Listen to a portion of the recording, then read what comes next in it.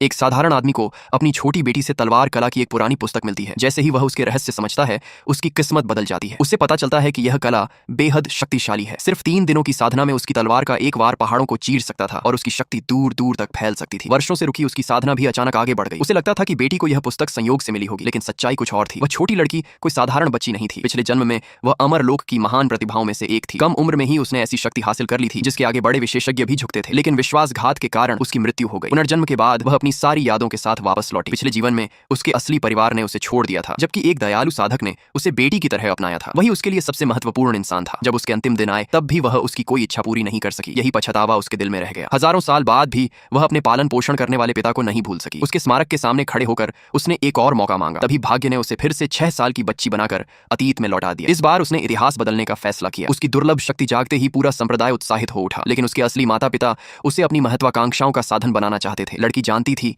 कि अगर वह चुप रही तो सब कुछ पहले जैसा होगा। सबके सामने उसने विरोध किया। उसके माता पिता क्रोधित हो गए, लेकिन वही दयालु साधक उसके सामने ढाल बनकर खड़ा हो गया। उसे देखकर लड़की भावुक हो गई, क्योंकि वह जानती थी कि यही इंसान उसके लिए सब कुछ त्याग सकता है। जब उसे अपना संरक्षक चुनने का अधिकार मिला, तब कई शक्तिशाली विशेषज्ञ आगे आए, लेकिन उसने बिना झिझक उसी साधारण और उपेक्षित व्यक्ति को चुना जिसे बाकी लोग महत्व नहीं देते थे। इसके बाद वह उसके साथ उसकी छोटी झोपड़ी में रहने लगी। वहां न वैभव था, न संसाधन, लेकिन वह खुश थी। उसने ठान लिया कि इस बार वह अपने पिता को दुनिया के शिखर तक पहुंचाएगी। फिर उसने उसे एक रहस्यमयी तलवार कला की पुस्तक दी। आदमी उसकी गहराई देखकर हैरान रह गया और तुरंत साधना शुरू कर दी। सिर्फ 3 दिनों में उसने उस कला की मूल शक्ति समझ ली। उसकी ताकत इतनी बढ़ गई कि पूरे संप्रदाय में हलचल मच गई। कुछ समय बाद नए नेता के चयन की घोषणा हुई। एक घमंडी साधिका खुद को विजेता मान रही थी। उसने चुनौती दी कि जो उसे हरा देगा वही अगला नेता बनेगा। तभी छोटी लड़की ने अपने पिता को प्रतियोगिता में उतार दिया। लड़ाई शुरू होते ही विरोधी ने अपनी असली ताकत दिखाई। एक वार में उसने जमीन चीर दी और उसे पीछे धकेल दिया। भीड़ को लगा कि मुकाबला खत्म हो जाएगा, लेकिन किसी ने नहीं देखा कि लड़की ने चुपके से एक कंकड़ उछाल दिया था। अगले ही पल विरोधी की ऊर्जा बिखर गई और उसके मुंह से खून निकल आया। हारते देख उसने धोखाधड़ी का आरोप लगाया और दोबारा मुकाबले की मांग की। एक पुराने रहस्य का लालच देकर